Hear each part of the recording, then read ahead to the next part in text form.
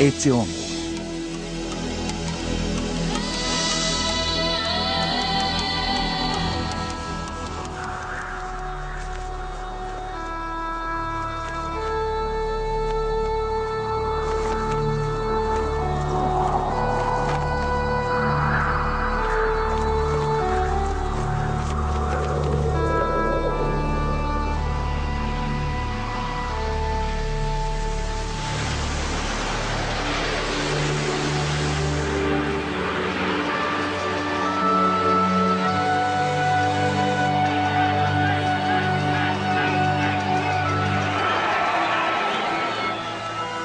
Os exemplos mais marcantes da importância da nacionalidade no mundo de hoje são demonstrações de fervor patriótico.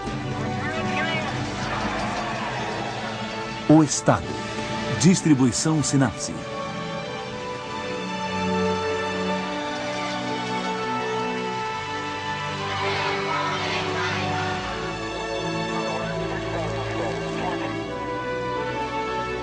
Hoje, a maioria das pessoas do mundo sente que pertence a uma nação,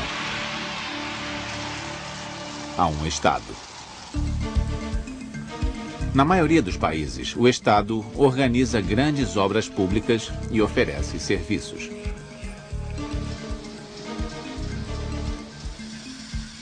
O Estado regulamenta a economia e redistribui a riqueza. O Estado cuida da saúde pública, da educação aos seus cidadãos e é responsável pela preservação da cultura. O Estado também é responsável por defender suas fronteiras e manter a paz no seu território. Ele controla a movimentação de bens e indivíduos.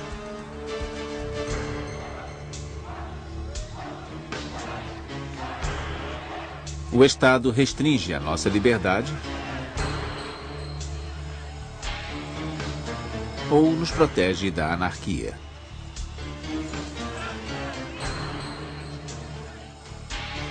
Nos países em que as pessoas não reconhecem as autoridades estabelecidas, o Estado geralmente se torna um sangrento campo de batalha.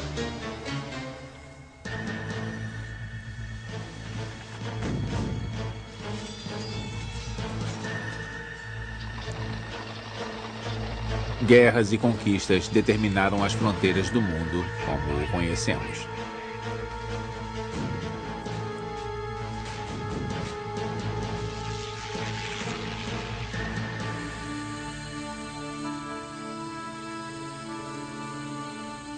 Hoje, não há um único pedaço de terra desabitada que não pertença a Estado algum.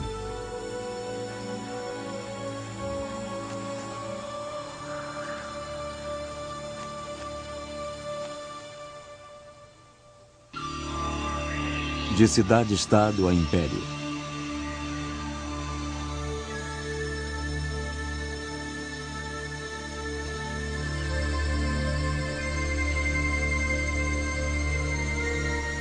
As primeiras cidades-estado surgiram na Mesopotâmia há cerca de 5.000 anos. Eram territórios com instituições públicas e poderes políticos estabelecidos. O aparecimento desses estados coincidiu com o desenvolvimento agrícola e a criação dos primeiros grandes sistemas de irrigação.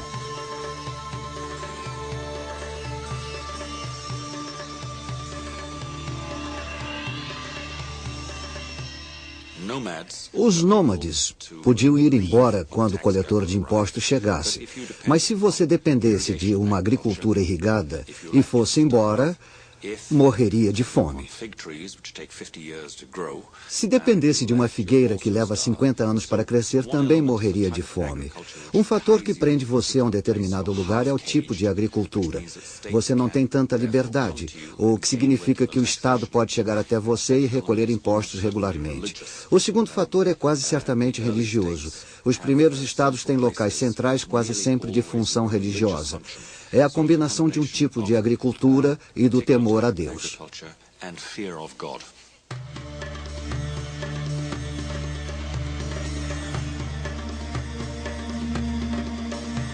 Os governantes das cidades-estado diziam representar os deuses na terra.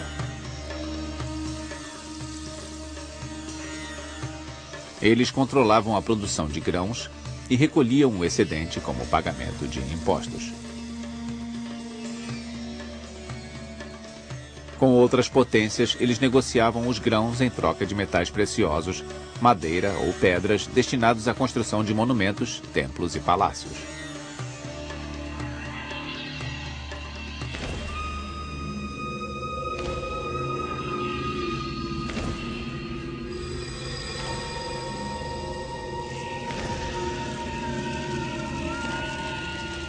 O Estado defendia as grandes obras públicas, além de ser responsável pela defesa da cidade e pela conquista de novos territórios para aumentar seu poder e sua riqueza.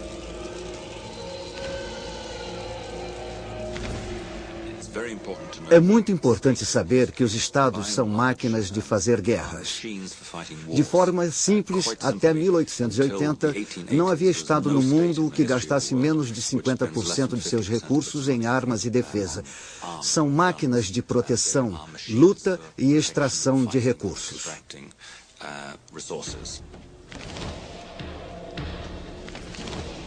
Desde a mais remota antiguidade, as cidades mais poderosas e bem organizadas subjugavam as mais fracas e rebaixavam seu povo a escravos.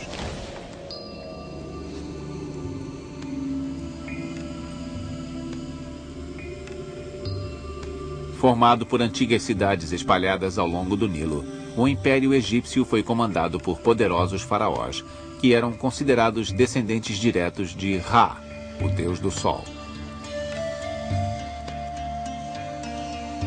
O vizir, um tipo de primeiro-ministro, organizava grandes projetos e era responsável pelo tesouro real. Ele comandava um exército de funcionários públicos. Esses funcionários registravam a população e garantiam que o poder central soubesse de tudo o que ocorresse no império.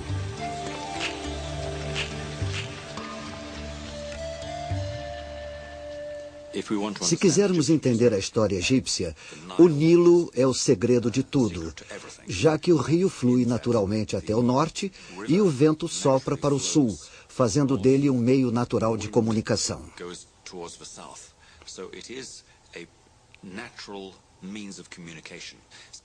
É muito importante saber disso.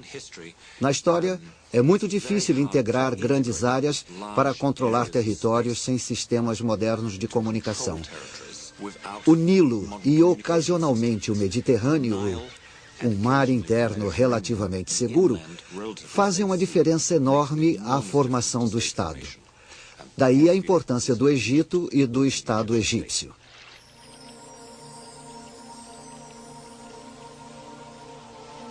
Por volta do ano 500 a.C., o mundo da Grécia Antiga foi dividido em mais de 200 cidades-estado que guerreavam constantemente. Nenhuma cidade era forte o bastante para conquistar as outras. Foi neste clima de conflito que nasceu a democracia em Atenas.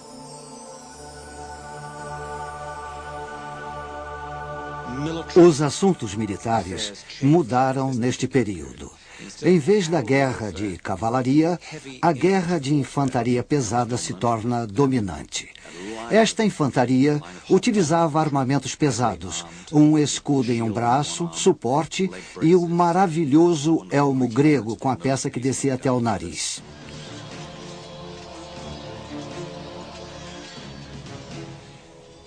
Isto era uma mobilização militar popular. Não era só cavalaria aristocrática. Todos os cidadãos participavam deste tipo de guerra. Uma explicação simples de democracia seria que, se os cidadãos sabem lutar e lutam para proteger sua cidade-estado, quando voltam para casa querem participar. Eles também sabem como matar. Portanto, as pessoas no poder devem levá-los a sério.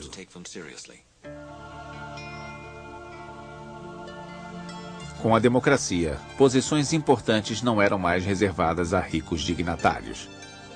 A partir de então, os líderes tiveram que ganhar apoio popular. Péricles, que era um bom orador, foi eleito 14 vezes em 30 anos. Nossa cidade é ótima. E o mundo inteiro nos manda seus produtos. E para aliviar a nossa fadiga, criamos várias diversões para a alma. Uma série interminável de competições e comemorações o ano inteiro. E construímos dependências luxuosas que nos dão prazer diariamente e eliminam a ansiedade.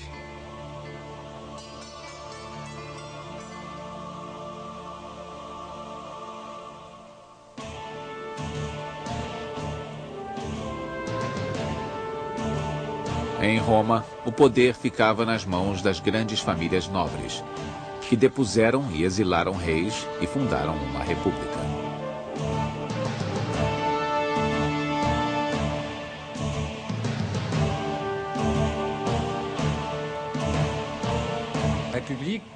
República vem da expressão latina res publica. Literalmente significa a coisa pública ou pelo público. Ou seja, quando os jovens romanos atingiam a puberdade aos 16 anos, ganhavam a toga da virilidade, prestavam serviço militar e, em troca, ganhavam o direito de votar.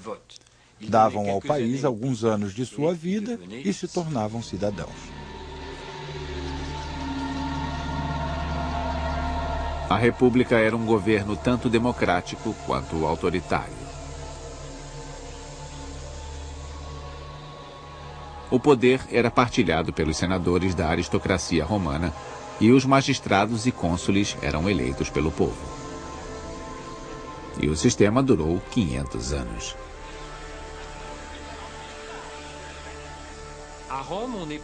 Roma desistiu da República quando esta se tornou doente.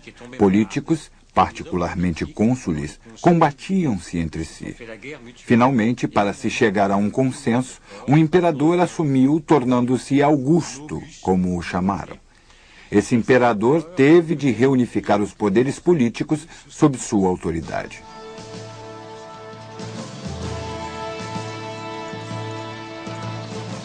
No ano 27 a.C., Octavius, o filho adotivo de Júlio César, que era um bom guerreiro, se autoproclamou imperador vitalício. Ele conquistou o Egito de Cleópatra e reconstruiu o mundo romano unificado ao redor do Mediterrâneo.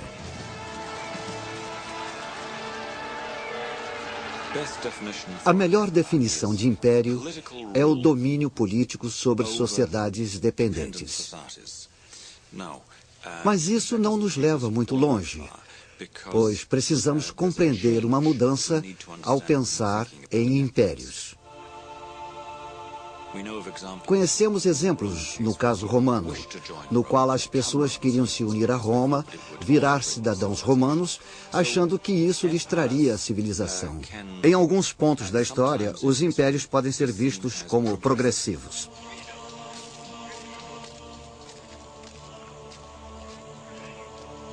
O Império foi o período em que grandes obras foram executadas. Aquedutos e estradas foram construídos. E o serviço postal imperial foi estabelecido nas províncias.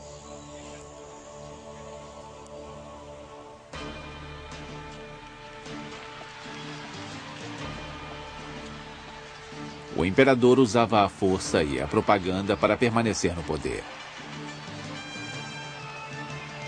Moedas eram cunhadas ao gosto dele. Os artistas eram pagos para lhe cantar elogios, e as cerimônias dos jogos alardeavam sua grandeza.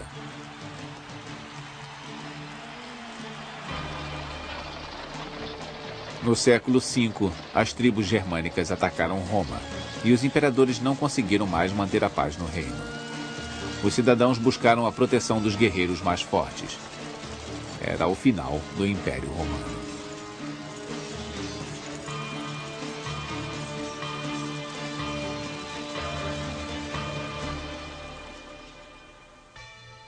O rei está morto. Vida longa ao rei.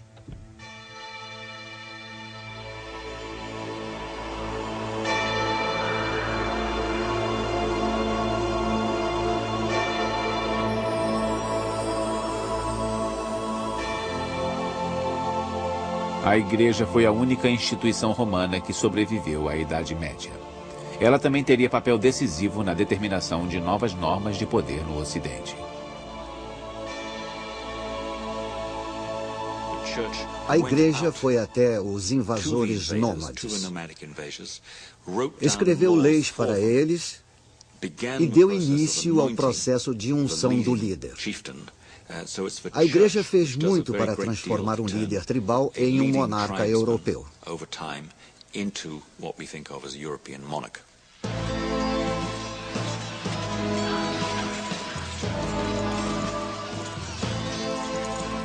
Os lordes passaram vários séculos em guerra para anexar territórios.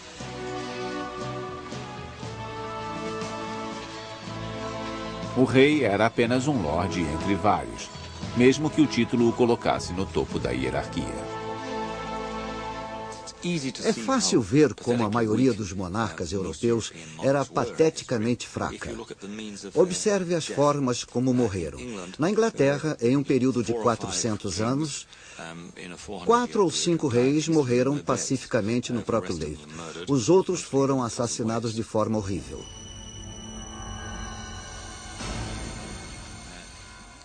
Os monarcas da Europa eram terrivelmente fracos. Não tinham meios regulares de obter uma renda tributável. Mais tarde, na Inglaterra, o rei Henrique II conseguiu ter uma renda que era mais baixa que a de seu bispo.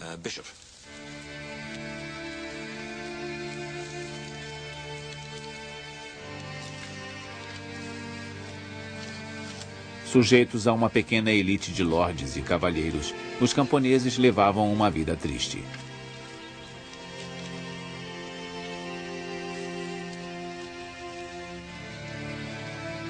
Tinham que executar tarefas pesadas para o lorde e remeter grande parte de sua colheita para ele.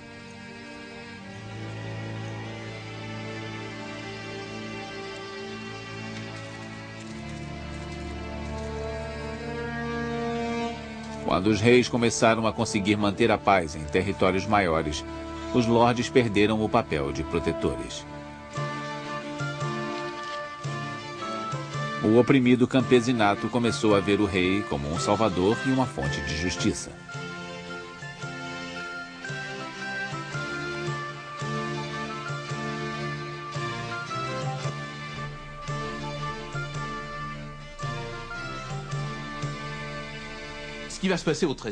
No século XIII, os reis voltaram a ter poder. Na França, no início do século XIII, o rei era Filipe Augusto, que foi um ótimo rei. Na metade do século, outro rei fez história, o rei Luís IX. No final do século, foi Filipe, o Justo, outro grande rei. Com esses 3 nomes, podemos ver o verdadeiro poder real sendo reerguido. Com o rei sendo o chefe de Estado. Um Estado novo que exige poder político sobre o seu território. E para ele, e somente ele.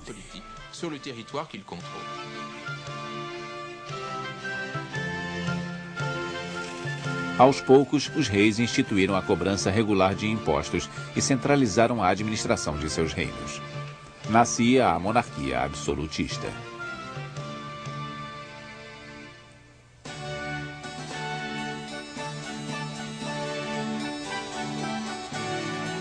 O sistema chegou ao auge com Luís XIV. O Rei Sol levou a personalidade real ao limite, fazendo deslumbrantes recepções e celebrações.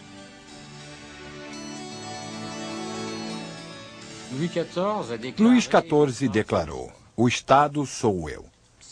Era uma verdade evidente. Como disse Bossuet, Luís XIV era um monarca por direito divino. Obteve seus poderes de Jesus Cristo e do Deus Pai. O imperador da China poderia dizer o mesmo, já que obtinha seu mandato do paraíso. O imperador do Japão, idem, já que era o Sol Supremo na terra do Sol Nascente.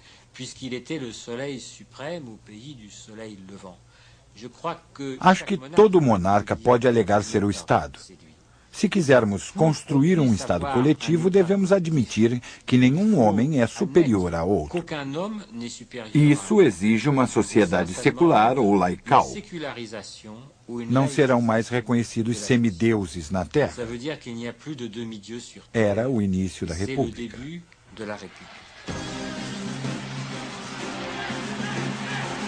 Em 1793, revolucionários da França executaram o rei e defenderam a igualdade entre os homens.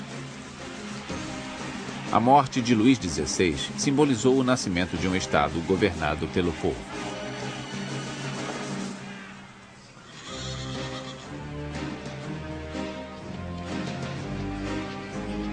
A Revolução Francesa abalou todas as monarquias europeias. Para elas, era impensável que a ideologia revolucionária se difundisse. A nova república foi atacada por todos os lados. A Revolução Francesa teve um impacto enorme na história porque introduziu pela primeira vez o princípio da nacionalidade. Em 1792, na Batalha de Valmy, os soldados começaram a berrar: "Viva a nação!". Isso é de enorme importância, porque sugere que o povo, que se sente parte de uma sociedade e de uma unidade nacional, possui sentimentos muito fortes com relação ao seu Estado.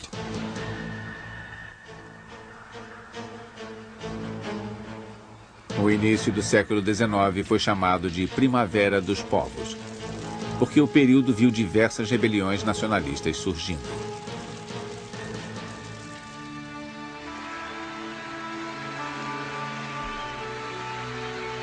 As nações não queriam mais se sujeitar a uma autoridade externa e exigiam um governo motivado a conquistar objetivos nacionais. Não existe um indicador único para a criação de uma nação. Ele pode ser religioso, como nas comunidades que se rebelaram contra o Império Otomano. Também pode ser étnico ou linguístico, mas isso varia. Não há um marcador único que funcione todas as vezes. Mas uma nação é o sentido de comunidade, normalmente com a memória histórica de união.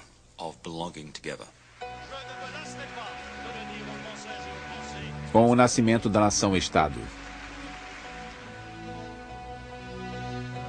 a humanidade começou a rumar em direção à democracia. O direito ao voto, antes reservado aos cidadãos ricos que pagavam impostos, gradualmente chegou aos proletários.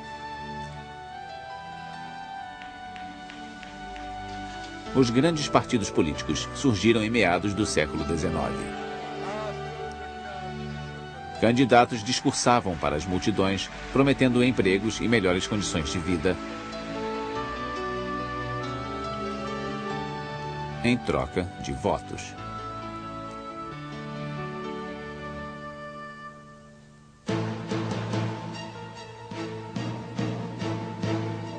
No final da Primeira Guerra Mundial, a Rússia era o país menos desenvolvido da Europa. A fome e o abismo entre ricos e pobres causava descontentamento geral.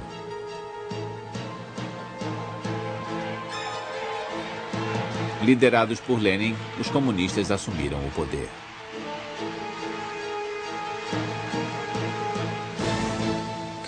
Karl Marx nos disse que, de certa forma, o comunismo era um estado natural, algo escrito no destino da humanidade, algo que os seres humanos desejavam. Mas sabemos através da antropologia e de relatos históricos que o comunismo, no sentido de divisão igual de bens, é muito raro. A Revolução Russa criou um Estado sem precedentes na história. A ditadura de um só partido. Foi o nascimento do totalitarismo. O Estado totalitário dominou a arte da propaganda.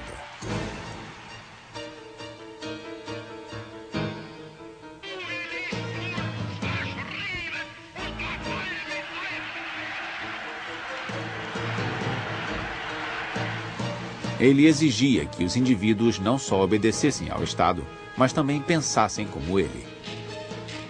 O objetivo coletivo era mais importante do que o bem-estar individual. E a polícia servia para eliminar qualquer elemento indesejável.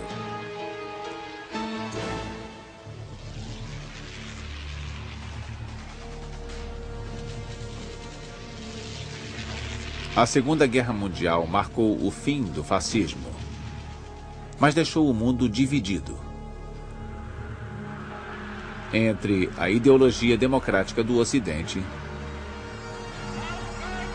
e o comunismo.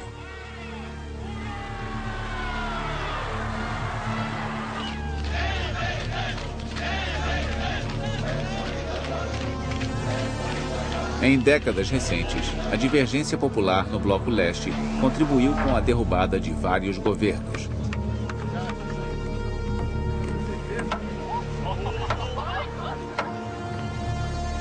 A queda do Muro de Berlim em 1989 se tornou um símbolo da queda do comunismo.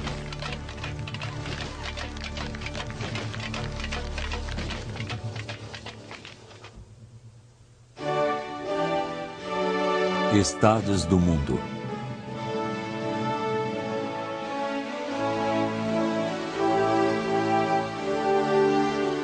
Je ne me lasserai pas de le dire aux Françaises et aux Français, parce que c'est la vérité. Un peu de calme, mes chers collègues. Hoje, mais da metade dos povos do mundo vive em uma democracia.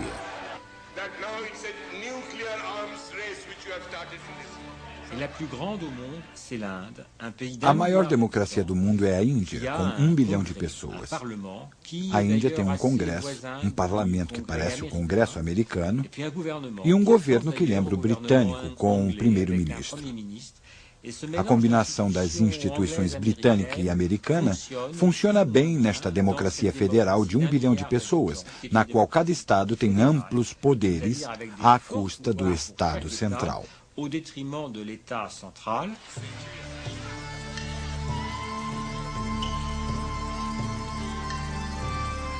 Os chineses compõem 1/5 da população mundial e ainda vivem em um regime político dominado por um único partido.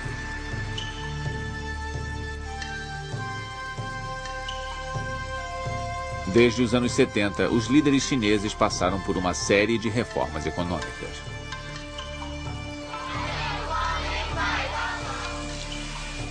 Eles privatizaram empresas, aboliram as comunas e abriram as portas para as tecnologias ocidentais.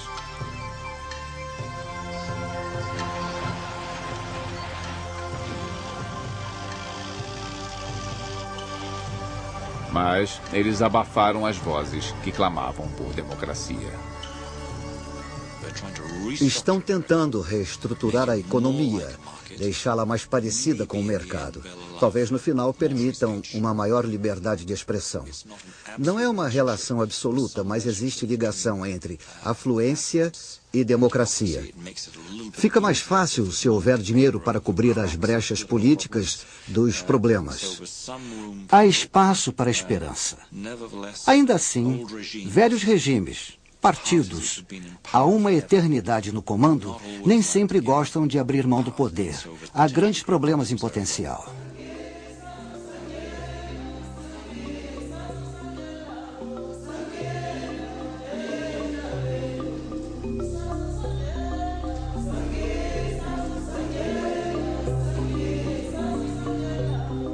Na África, o conceito de Estado-nação é estranho à história e à cultura locais.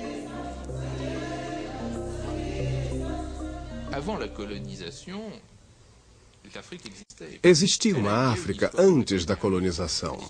A África tem uma história pré-colonial e não tem nada em comum com as histórias das nações-estado. Ela é caracterizada pela mobilidade, o comércio e outros contatos.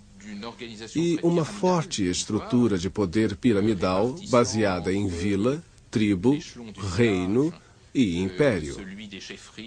Essas formas variadas e complexas de poder político não lembram em nada a simplificação linear das nações-estado.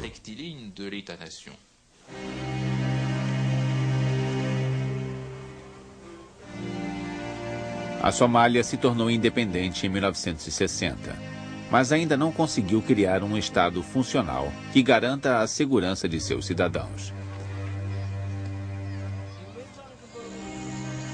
As regiões do país são comandadas por facções militares.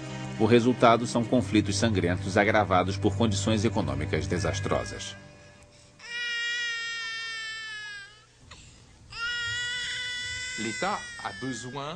O Estado deve ser aceito, reconhecido por quem ele governa. O inesperado nascimento de estados na grande onda de descolonização que varreu a África nos anos 60 foi recebido por total falta de compreensão. Qual era a forma institucional que nada tinha a ver com as tradições culturais, políticas e históricas dos povos africanos e subitamente surgiu tentando regulamentar tudo, até o comportamento de cada indivíduo?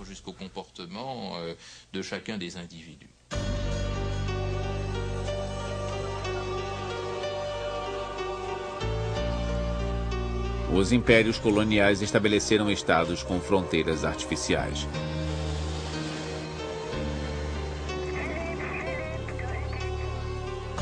As populações que viviam nesses territórios não necessariamente tinham cultura, língua ou religião em comum.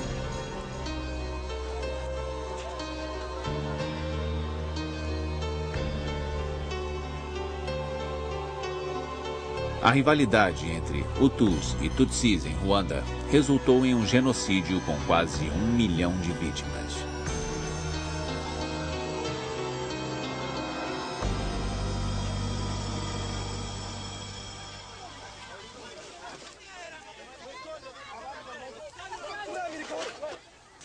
Uma generalização sobre a democracia, feita por John Stuart Mill e muitos pensadores desde aquela época, é que a democracia funciona melhor quando a questão da nacionalidade está resolvida.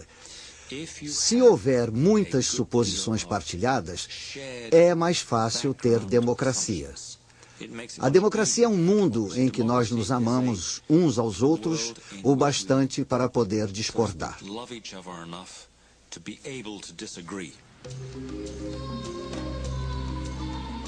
Na África, o Estado não conseguiu cumprir as promessas de desenvolvimento social e econômico. Ao invés de ver as condições de vida melhorarem, os cidadãos se viram dominados por líderes corruptos que se apropriavam de verbas públicas.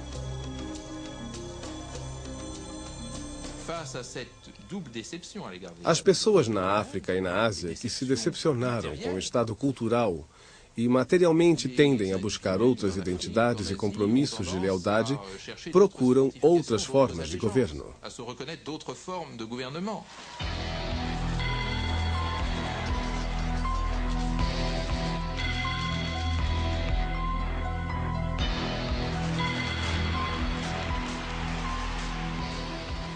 Hoje, em todo o mundo, as minorias exigem governos que defendam seus interesses.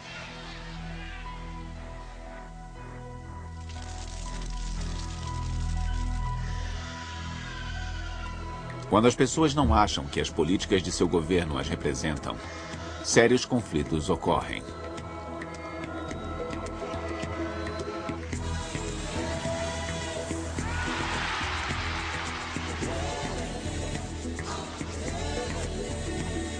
Tradicionalmente, uma nação era definida por sua cultura, a origem de seus habitantes ou a crença de que partilhem uma história em comum.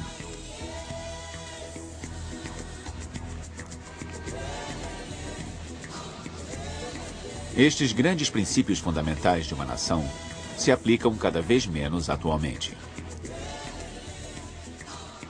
Em países que aceitam imigrantes de todos os continentes, a questão da identidade nacional vem em primeiro plano.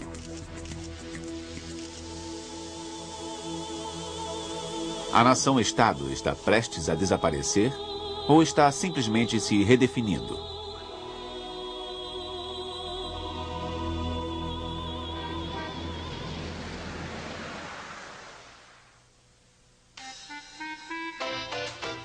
Intervenção do Estado.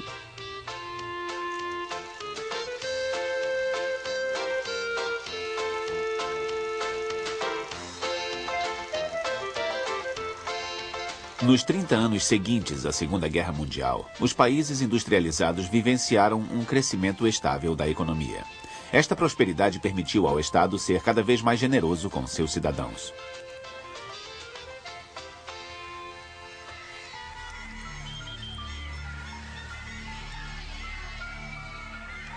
Desde os anos 70, as crises com a verba pública forçaram o Estado a reduzir os funcionários públicos e os serviços à população.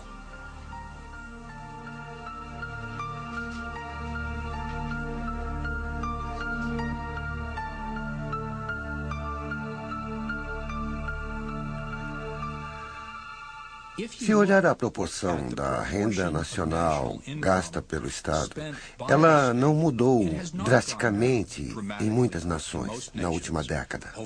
A proporção na Suécia, um dos países que mais gastam com o bem-estar, passou de 3/4 para 2/3. E em países como os Estados Unidos, é mais baixa, cerca de 1/3, mas no geral as proporções não mudaram.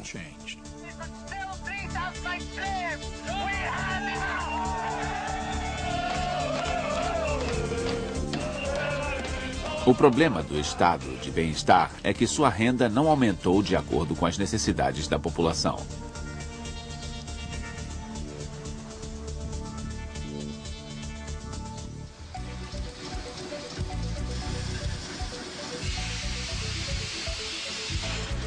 Hoje, os governos nacionais não podem mais controlar grandes multinacionais. Algumas têm lucro maior do que o produto interno bruto de países desenvolvidos.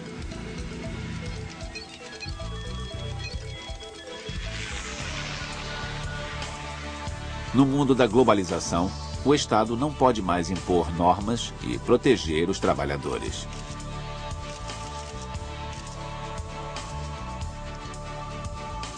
Os 15 estados da União Europeia concordaram em delegar parte de sua autoridade a um superestado mais capaz de lidar com a globalização.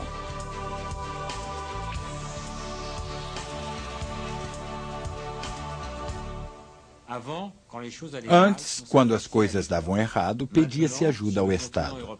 Hoje, na Europa, quando há um problema, você pede ajuda à comunidade europeia. Até quem perdeu o emprego fez protesto em Bruxelas em frente às agências da comunidade europeia, exigindo novos empregos.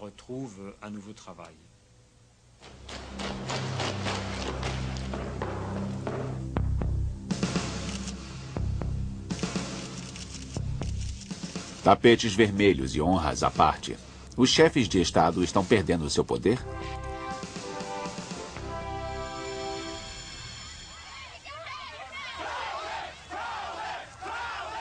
Mesmo dentro de suas fronteiras, lobbies poderosos impõem sua vontade a governos nacionais.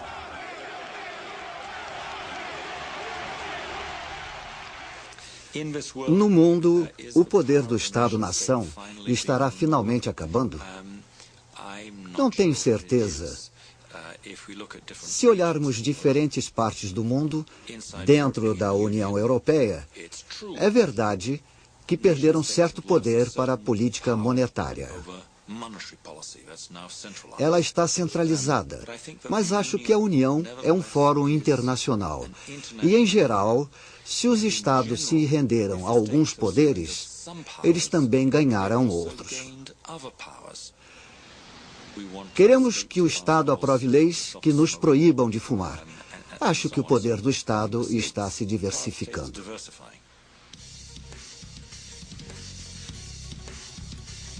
Com os governos aprovando cada vez mais leis, eles exercem mais controle sobre todos os aspectos da vida em sociedade.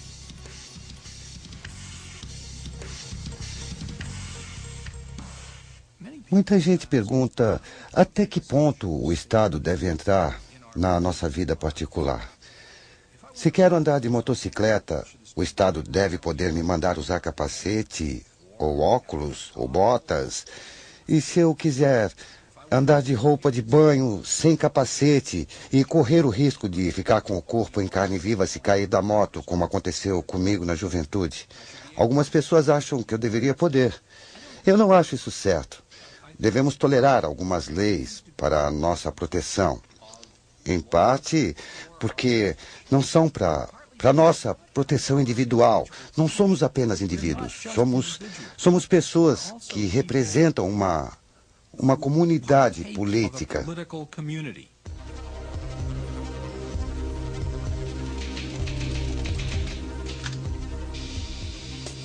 Hoje, o Estado reúne cada vez mais informações pessoais de cada cidadão.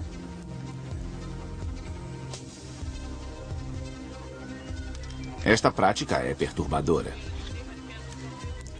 A intromissão do governo em nossa vida privada pode fugir ao controle?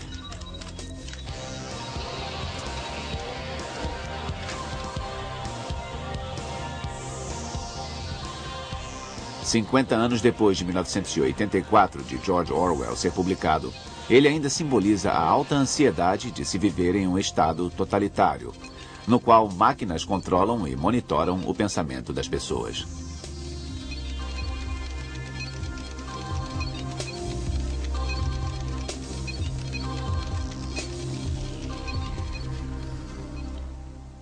No livro 1984, de Orwell, havia câmeras de TV na casa das pessoas. Não havia privacidade. Quando o personagem principal queria privacidade e a namorada dele queria sair para caminhar na floresta, havia câmeras secretas. Nós não temos câmeras na casa das pessoas, nem em florestas. O mundo está bem menos autoritário do que nos anos 40 e 80.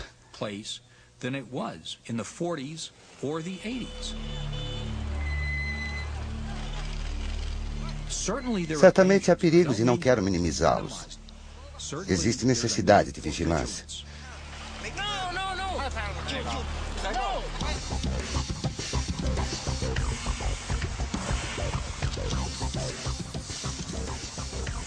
O Estado é sempre tido como um empecilho à liberdade. Mas poderíamos viver em um mundo sem Estados? Acho que o Estado é um mal necessário. Não podemos viver sem o Estado, porque só ele pode criar normas que defendam os mais fracos e nos permitam viver juntos.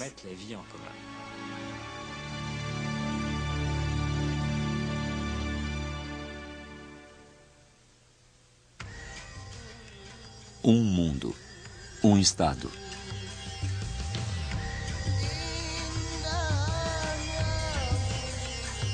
Poucos ousariam prever como serão os Estados no futuro.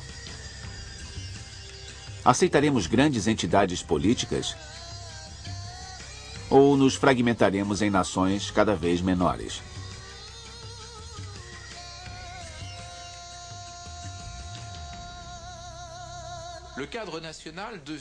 As nações hoje são muito pequenas ou muito grandes. Muito pequenas para enfrentar a globalização ou muito grandes para lidar com culturas distintas que exigem reconhecimento, outro governo. En quelque sorte, revendiquer une autre façon d'être gouverné, que ce soit le Chiapas, seja em Chiapas, no México, que ce soit, ou nas guerras civis crônicas de grandes países africanos como a Nigéria ou o Congo, antigo Zaire, ou as guerras civis endêmicas que atingem muitas pessoas no Sul. Un très grand nombre de pays du Sud.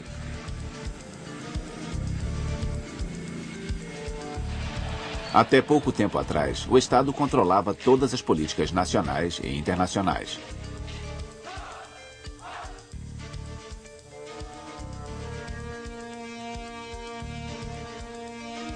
Hoje, as decisões geralmente dependem dos objetivos de grandes multinacionais.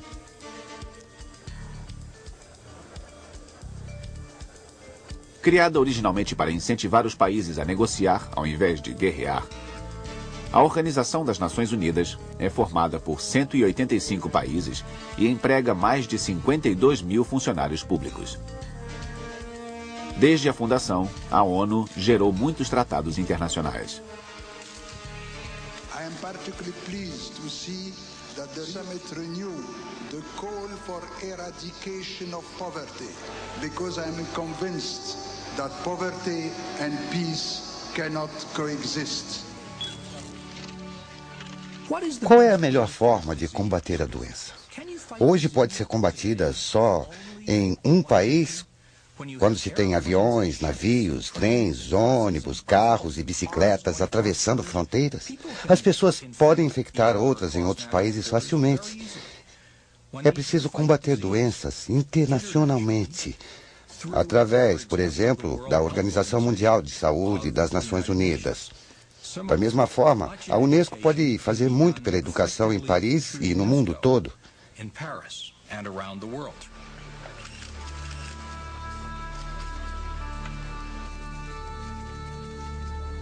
A globalização da economia está desgastando alguns poderes tradicionais do Estado. Hoje, as leis de comércio internacional dependem muito de tratados entre países ou da Organização Mundial do Comércio.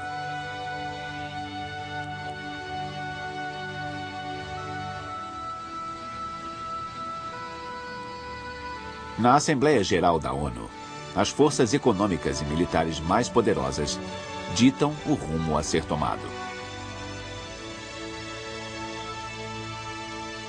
Os países mais pobres nem sempre se sentem justamente representados.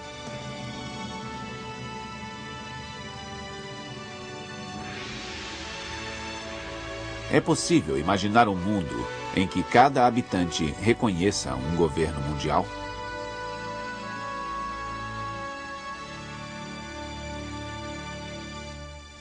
Em um grande espaço de tempo, com as próximas gerações, nós vamos ver lealdade para uma comunidade maior. No momento, as lealdades tendem a se basear nas nações.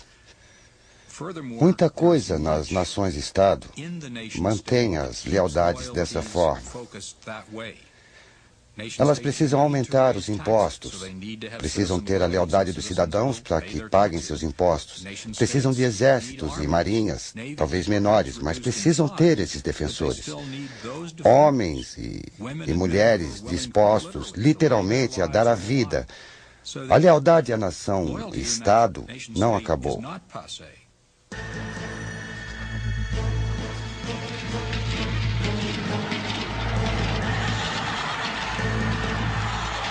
Em toda a história, a humanidade tentou modificar a estrutura do Estado.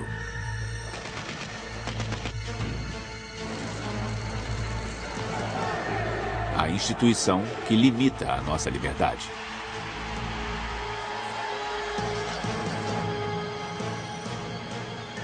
O povo ainda tem uma arma, a revolta. Rebelando-se, ele pode tomar de volta com uma mão o que deu com a outra poucos anos antes. A história teve períodos de monarquia e anarquia desde o início da política.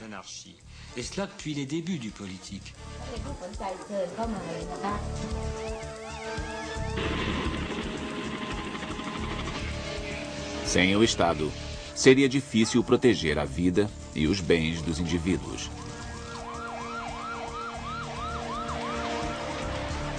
Nós teríamos que fazer nossas próprias leis. Apesar de todas as desvantagens da autocracia, da monarquia e das restrições impostas, as pessoas quase sempre se voltam e se submetem a alguma forma de poder. A longo prazo, a anarquia é pior do que o poder.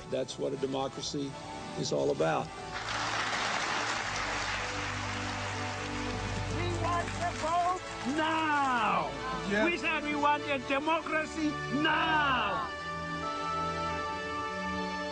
Até estabelecermos uma consciência social global, o Estado continuará sendo o melhor lugar para expressar nossas diferenças e mostrar em que concordamos.